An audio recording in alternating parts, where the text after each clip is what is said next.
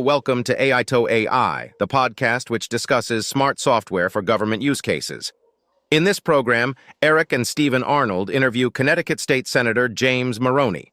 The Honorable Mr. Maroney spearheaded the Connecticut bill to regulate certain aspects of artificial intelligence. That Connecticut bill on artificial intelligence, AI, SB 2, aims to establish comprehensive regulations for the development, deployment, and use of AI systems within the state. The bill's provisions include the creation of an Artificial Intelligence Advisory Council to oversee the ethical implementation of AI and ensure it adheres to standards of fairness, transparency, and accountability. The bill also seeks to protect consumers by requiring developers and deployers of high-risk AI systems to exercise reasonable care in mitigating risks of algorithmic discrimination. Additionally, it addresses the dissemination of deceptive media, such as deepfakes, especially those related to elections. Overall, the bill positions Connecticut as a leader in AI regulation, balancing innovation with consumer protection. In this interview, you will learn what's next for the forward-leaning legislation and how Connecticut will expand programs to assist businesses in making informed and effective decisions about AI. Remember, I will return at the end of the program with another of my AI-generated jokes. Hello, today Eye to Eye is delighted to speak with Senator James Maroney. Welcome, James. You're our first Eye to Eye guest. Mr. Maroney has authored a bill to regulate artificial intelligence. AI and machine learning systems can be biased and generate results that may be inaccurate. This bill is one of the first in the country to address smart software. The goal is to help ensure that AI and ML systems are safe and trustworthy. One provision of the bill is to provide training systems to residents of Connecticut to provide workforce development in this fast-moving area. Welcome, James, and do you mind giving us a snapshot of your background? Thanks, Erik. Thanks for having me. Sure. I'm a state senator from Connecticut. I was elected in 2018. I guess, most pertinent to our work here, I've done a lot of work around computer coding and technology. And so one of the first bills I passed was to create a CS for CT program where we required that every school teach computer coding and looking at workforce opportunities. That was in 2019. And then in 2022, I passed a comprehensive data privacy law in Connecticut. I worked on with my colleagues, and we were the fifth state to pass a comprehensive consumer data privacy. And then in 2023, we updated that with children's data privacy protections, consumer health data, and also passed a law that regulated state government use of artificial intelligence, requiring impact assessments and an inventory of all AI systems that we were using to be publicly disclosed, as well as creating policies and procedures that were also publicly disclosed. As part of that, we created a task force to look at regulating private industry use of AI. And then this past year, I worked on Senate Bill 2, which was a caucus priority, and then it had a number of different pieces in it in regards to AI. How is AI different from other emerging technology?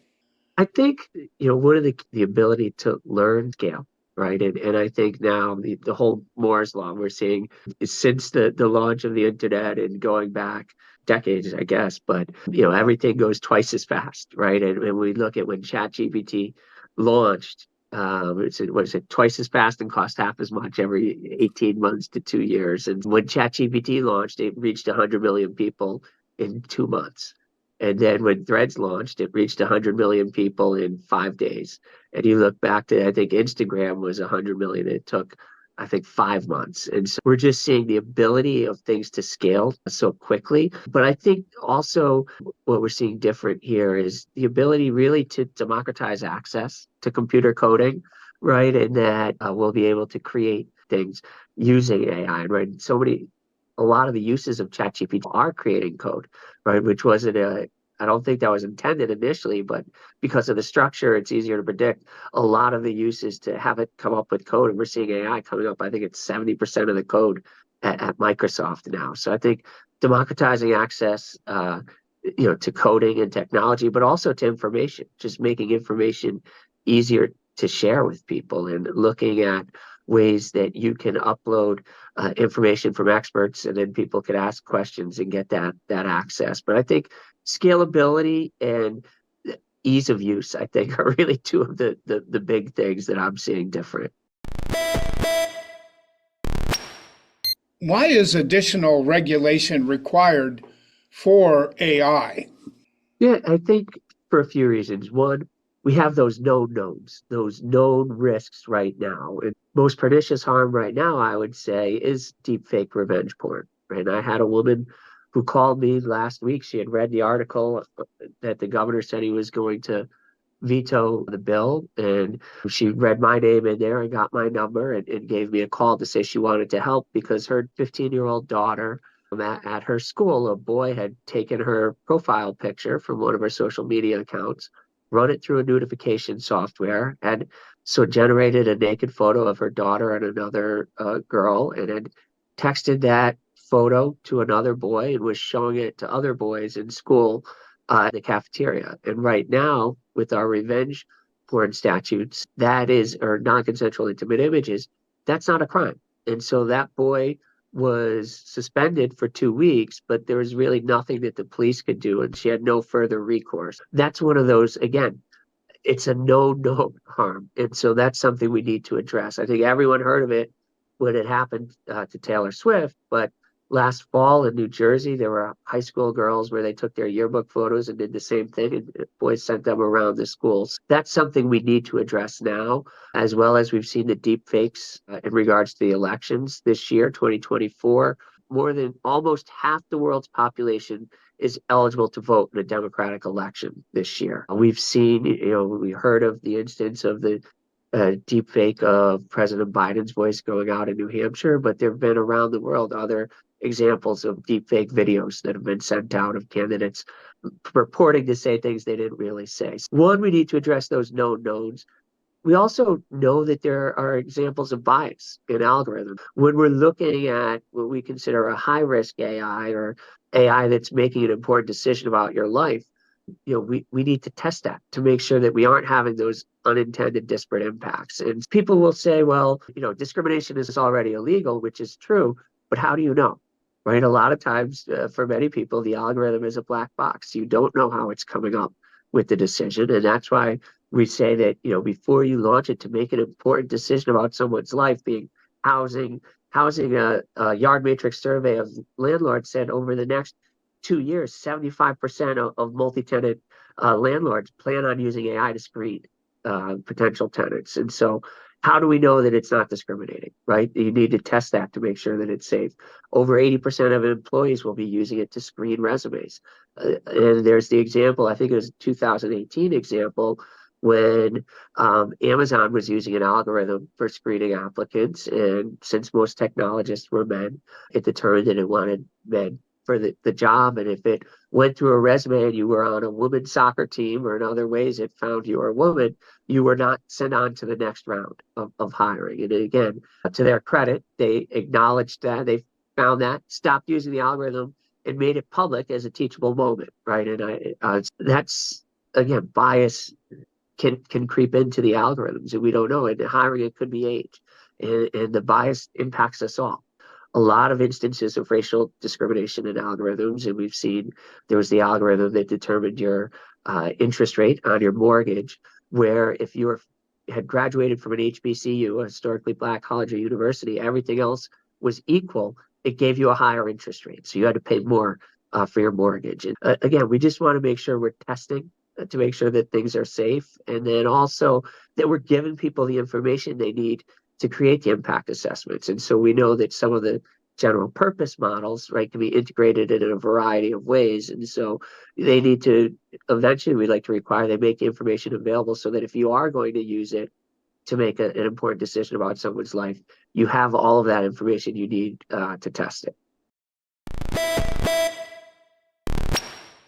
With most companies including artificial intelligence in their products, how will one determine what companies need to be regulated?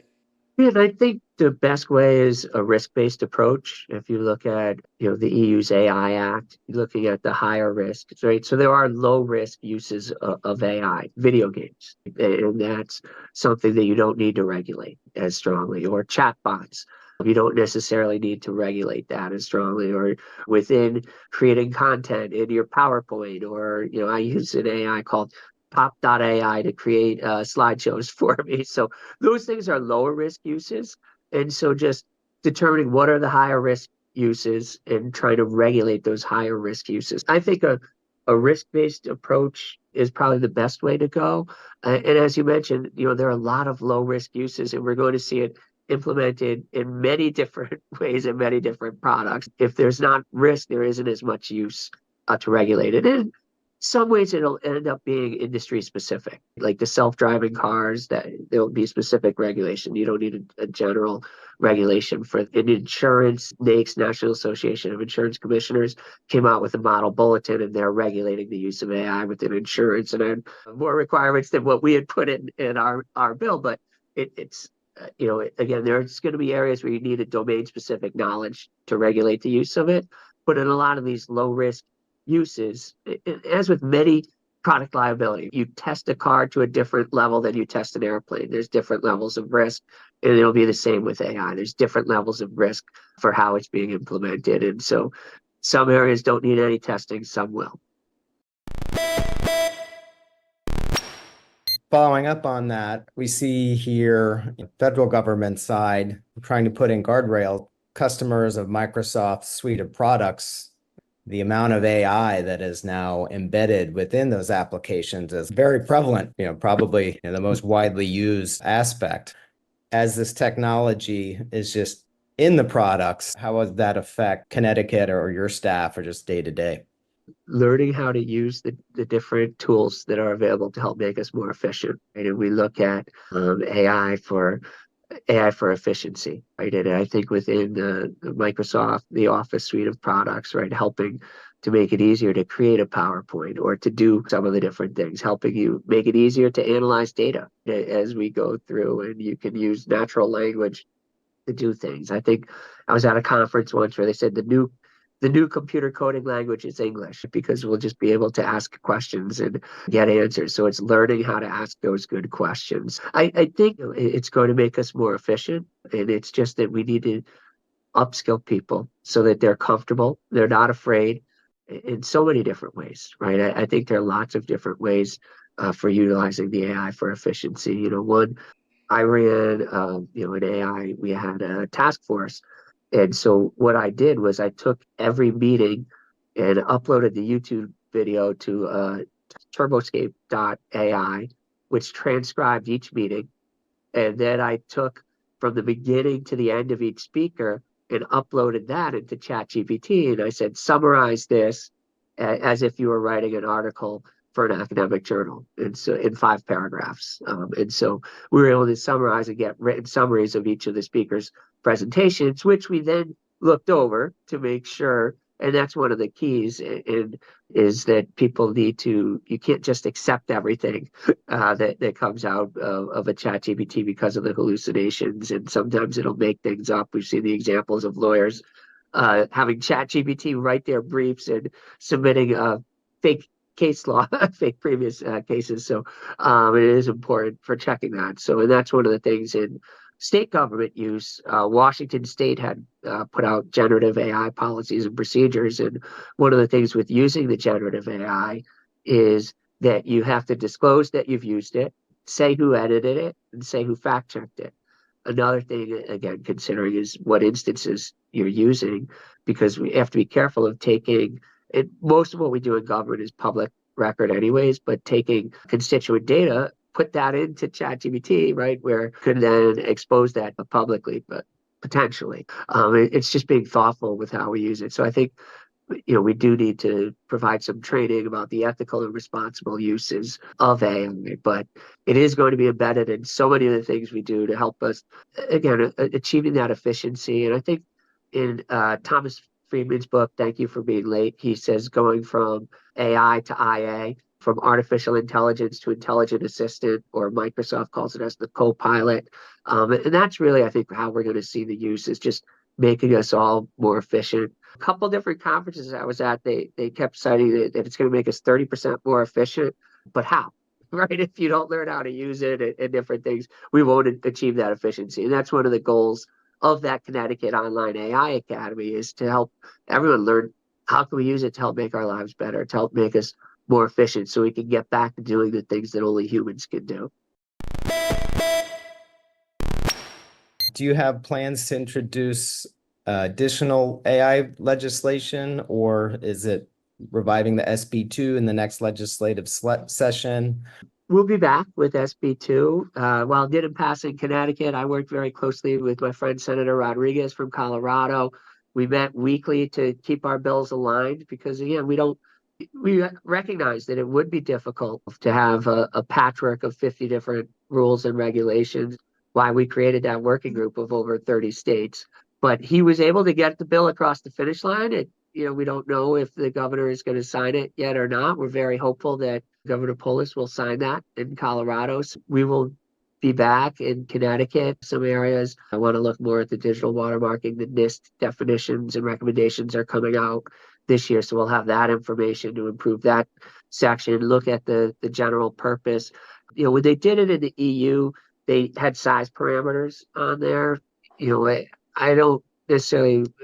We need to look at what makes sense in Connecticut, right? Because initially we drew in a lot of systems that we didn't intend to draw in, right? We're focused on risk, and some of the companies are saying, well, I'm using this for inventory management. I have this system for supply chain. The amount of documentation I would now be required to create. And so we understand that, right? If you're using things internally and it's not going to interface with the consumer, it's not creating risk, we're going to look at if you create an acceptable use policy for that. Again, we just want to make people stop and think of how they're using things. Are there potential risks? Again, between that stimulus and response, that pause is the most important thing. And I think the goal is, again, back with the early .com boom and for the last probably 20 or more years in tech, it's hurry up and break things. And we want to kind of change that a little, in that I had a friend who was a field goal kicker, and their mantra was hurry up, but don't rush. We want to move quickly, but we also want to move thoughtfully and try to avoid creating harms. And I think the Navy SEALs I think their mantra is slow is smooth, smooth is fast. And that's kind of what we would like to get to, where we're doing the things thoughtfully, not necessarily slowing it down too much, but just putting in that time to test and make sure things are safe. So SB2 will be back. And then we're also going to look at how can we promote businesses in Connecticut. We wanted to start with health tech and health AI, using AI for health outcomes, which right now I think is one of the most beneficial uses we're seeing, right? I mean, within radiology, being able to identify cancer up to 2 years earlier. There are wearables. There's a company in Connecticut that has a wearable that can detect a stroke in real time. And so that can get you the help if you're at risk, as well as they're using, the echocardiograms you could get from an Apple Watch to identify heart problems up to 2 years ahead of time, where you can do a low-cost intervention that can save lives. And again, it saves money too, but the focus is on lives, right? It's great to save money. We have to remember, in government, we're really about people. So we want to do things efficiently, but we also want to improve the lives of the constituents. So we started with that. I think in Connecticut, they say states should double down on what they're strong at.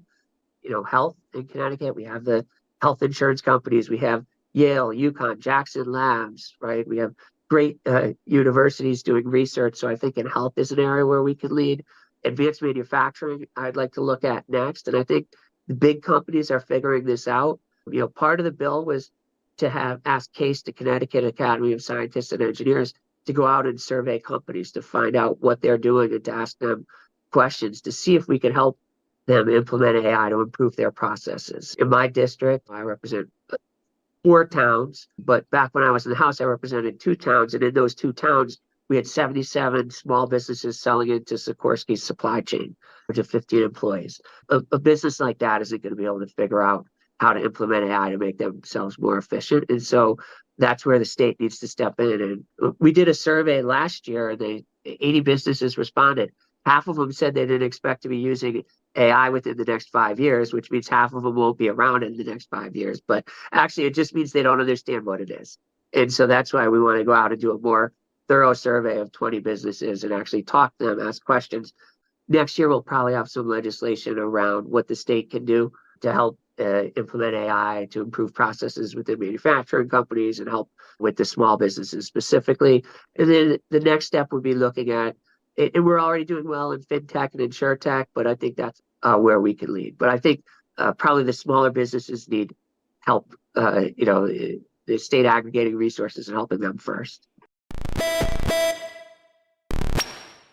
Looking forward, how do you anticipate AI to impact small businesses in Connecticut?